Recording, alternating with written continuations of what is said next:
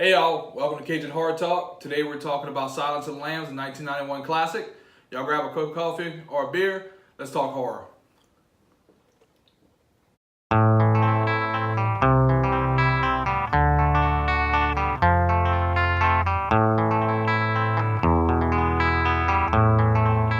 As we said, guys, we're going to be talking about some Silence of the Lambs.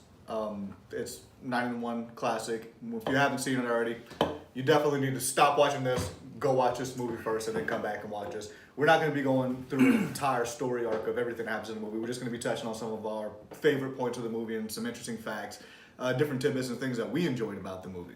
The movie focuses on Jodie Foster, who plays Clarice Starling, an FBI trainee.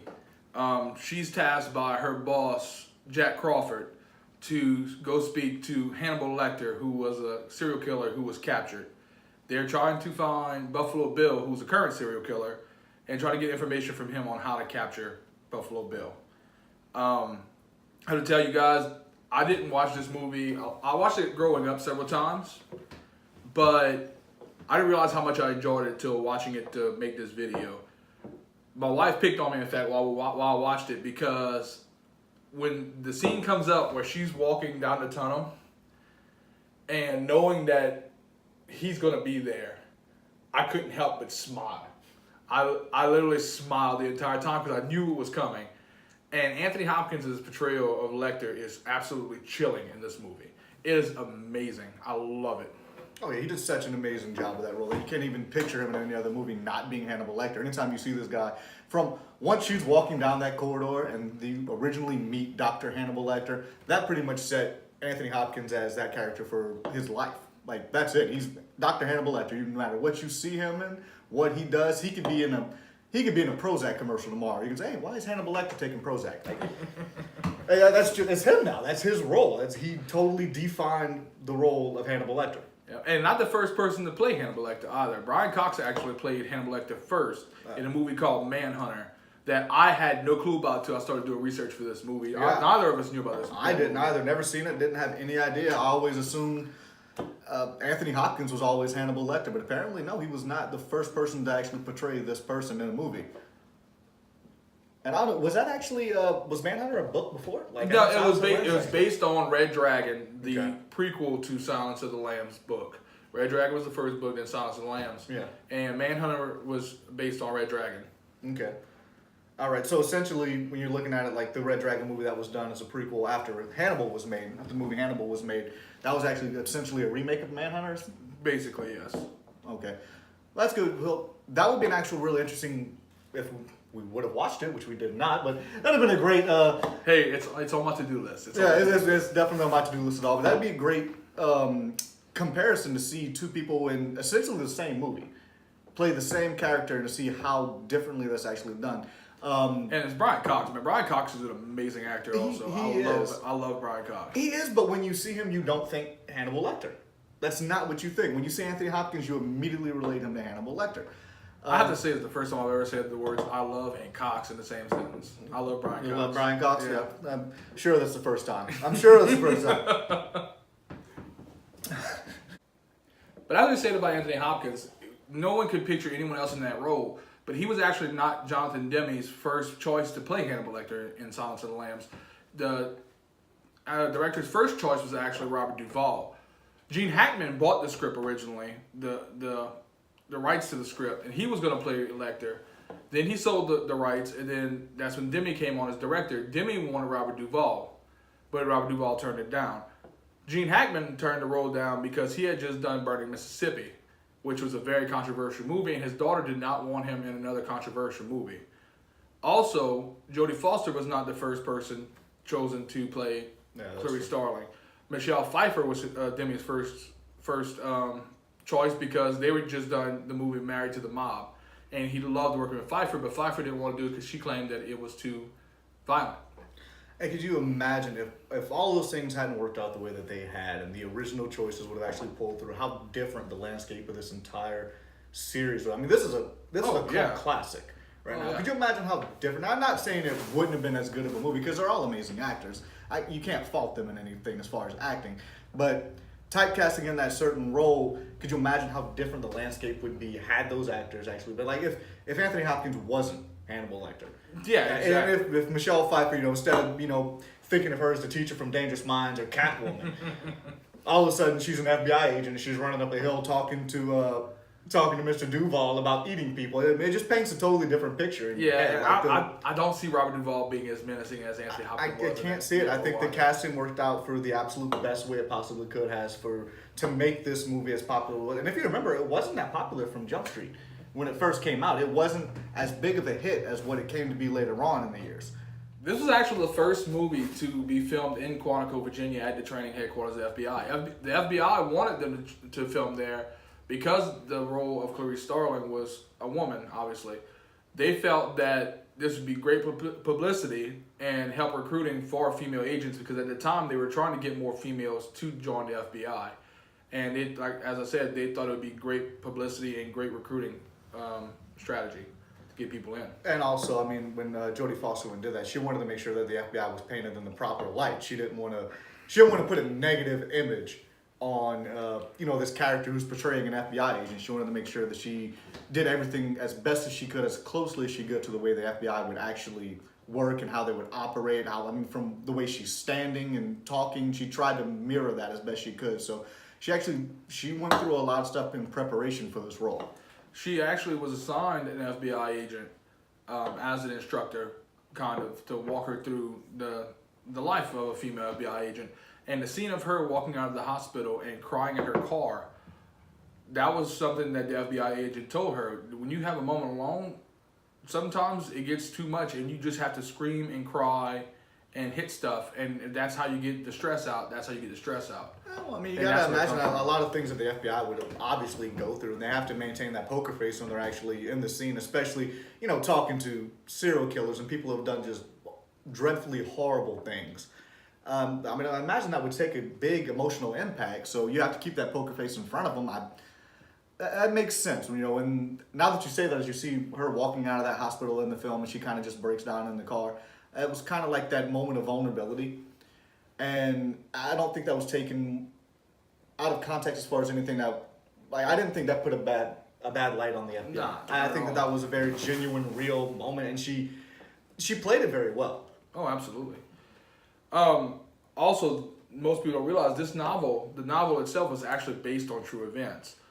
A professor from the University of Washington, Robert Keppel, actually used Ted Bundy to try to find the Green River Killer, who found out was Gary Ridgway, but they actually didn't capture Gary Ridgway until after Ted Bundy was offed.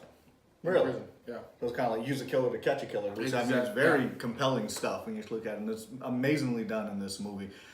So after she goes on the corridor and we first meet Dr. Hannibal Lecter for the first time, and he's just standing there very... Oh, which I have to say, he was voted. His entrance into the movie was voted as one of the greatest entrances of a horror movie villain of all time. The interesting thing about that is he doesn't enter into the shot. You enter into his shot. You enter into his area, and he's standing there like he expected this the entire time, which gives the most of the creepiness, because he always seems like he knows more than you do. Yeah, and very confidently played by Anthony Hopkins. He's like not slouching. He's standing straight up. He's got his hands just hanging there, and he's kind of just waiting for a moment that he already knows is happening. And I think that's where the first, the most misquoted line in this movie always is "Hello, Clarice," which he never says. No, he says good evening. He says good evening. Good evening, Clarice. And that's one of the big misquoted things in this video. Also in that scene, if you play it back, there's another big urban legend about that movie. The fact that Anthony Hopkins has never blinked in the movie. No, that's actually not true. Yeah, he rarely blinks. He rarely blinks, but there was a big urban legend where it says the entire film you cannot find one scene of him blinking. It's not true. Now, I looked up this after I was reading some of the myths and everything while preparing for this video. It's actually said that he blinks only 15 times during the movie. It's long in duration. For someone to only blink 15 times, I mean, you can say... But at the same time, he's only in the movie for, 20 minutes out of the entire runtime? He's only in... With Clarice, he and Clarice only have 4 scenes together. Yeah. And one of those is on the phone at her graduation. Yeah. You know, and he won an Academy Award, and I'm not mistaken, Oscar for this movie, and he was literally on screen for 25% of the movie. That tells you there the impact of his role. Yeah, the movie won Best Actor, Best Actress, Best Director, Best Producer, and Best Screenplay. The top 5. There's only 2 other movies to do that. I forget the second one, but One Flew Over the Cuckoo's Nest is the other movie that's actually done that. Yeah, I mean, then I don't believe any other movie since then has won that either. Not another. Not that I know. Not all That's big. my knowledge. Not all big 5. Yeah, if we're wrong, write in the comments. Let us know Yes, about please it. do, Maybe we've missed something during this time.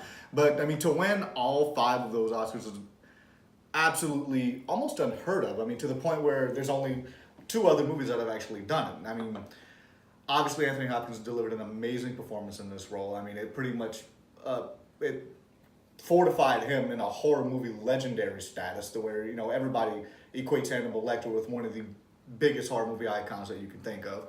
I mean, I'm sure it did wonders for Jodie Foster's career, as well as a lot of the others, just to be involved in a project that was so ambitious. And it's till this day is, I mean, here we are, 2019. This movie came out in '91, and people still talk about this movie all the time. Now, back to, it won Best Director, but John Carpenter actually said in the interview once that he would have loved to direct this movie. But to him, he was disappointed on how much it centered on Clarice's character. And he claims, and this was a quote, that if he had directed this movie, he'd have made it more frightening and gripping.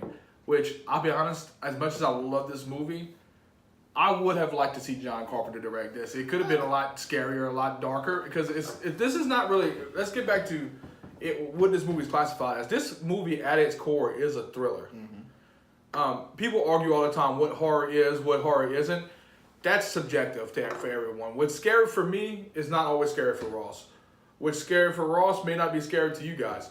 It's always, that's a subjective thing. Now, because of the gore and because you do have killings in it, it should be labeled as a horror movie, and mostly because of the icon status of Hannibal Lecter. Yes. He's up there with your Michael Myers. He's up there with Jason he's right Voorhees, next to Freddy Krueger and Jason and all these Chucky, guys. Pinhead, all the rest. You know, so this is a thriller movie. Now, it's very dark. I would love to have seen John Carpenter put his hands on this film, this screenplay. I believe if John Carpenter had put his hands on this screenplay, we would have seen a lot more. We'd have seen a lot more from Buffalo Bill's perspective. I think we would have seen a much bigger Buffalo Bill, because you see Buffalo Bill, you know, during abduction scenes, and you know, after he abducts the senator's daughter and everything. You see a couple of films with him acting, doing some really weird. I mean, of course, the signature dance that everyone knows and talks about. But I believe you would have seen a lot more of the darker side of Buffalo Bill. Not that what he did wasn't dark, but I think you would have seen a lot more reasoning behind all that. But on the flip side of that, early 90s, what was John Carpenter doing at the time? Off the top of my head, I really can't think of anything. After Halloween, he had several movies that I really, really enjoyed, but John Carpenter kind of went down there for a while, you know what I mean? And every director has their stinkers. Wes Craven has several that weren't good. John Carpenter has several that wasn't good. You can't expect them all to be good. Yeah, it's easy to look back in hindsight, is what I'm saying, to say that I would have made this movie scarier and more gripping. Like I said, he directed my favorite movie of all time, which is Halloween. I love Halloween. But I'm not saying that he could have done a better job than John Demme, because the man made a classic. Oh, absolutely. Jimmy definitely made a classic. I mean, it's regarded as an amazing film till this very day. And I'm praying that no one ever tries to remake this. I don't see it ever being an issue where someone would try to remake this movie. But, you know, in 2019, all these legendary horror movies that we keep seeing, the ones that we grew up on, well, I'm starting to feel old. I think I'm showing my age a little bit there. But the movies that I grew up on watching as a kid, like, they're remaking Child's Play. They've already remade Halloween a couple of times. They've already remade Friday the 13th films. I would hope that they would never try to remake this, which I don't think. I don't see it. I don't see it because this movie does not date itself like other movies. There's nothing that, aside from the make and model of the cars and the equipment that the FBI uses, nothing really dates this movie. You can watch this movie now, and I mean, it has that grainier quality that you have from a movie made in the early 90s, which to me, I find that adds to its appeal. But aside from those three little things, nothing dates this movie. Well, the grainy quality is a lot of. I mean, you see Like, that's just similar when you think about people listening to record players and stuff to this day. The crackling and the pop in the background, it gives you that extra sense of something else is there, like that classic take on it. I mean, you look at it now. I mean, Buffalo Bill have a much easier time abducting a woman now. I mean, you just get an Uber service and start riding around. Not so much. Yeah. Nowadays, you even have to see what they identify as to know if he's. Oh, yeah, right. Excuse me. What do you identify as? Oh, no. Okay, I'm sorry. You're gonna get out. No, I said I'm a woman. No. You're not a woman. I'm sorry. Excuse me. If you really were a woman, you'd be in my van. Right. have Precious walking around in the passenger seat of the car, barking at people as she picks them up. It puts the seatbelt across its belly. So with all that taken into account, guys, personally, I give this movie a 5 out of 5. It's one of my favorite horror movies of all time. Like I said, as disgusting as some of the parts in this movie are, there are parts where I actually smile because the acting is so good, the writing is so good, the cinematography is so good. I cannot speak glowingly enough about this movie. I definitely agree with you on that, and I'm actually very fickle with how I rate movies and how I grade them. I would absolutely give it a 5 out of 5. I can't find a flaw in this movie from any side of it. I mean, if there's a flaw in there, I can't find it. No, I've been no. as far as, camera angles were amazing, the music was amazing, the suspense building was amazing, from screenplay to directing to acting.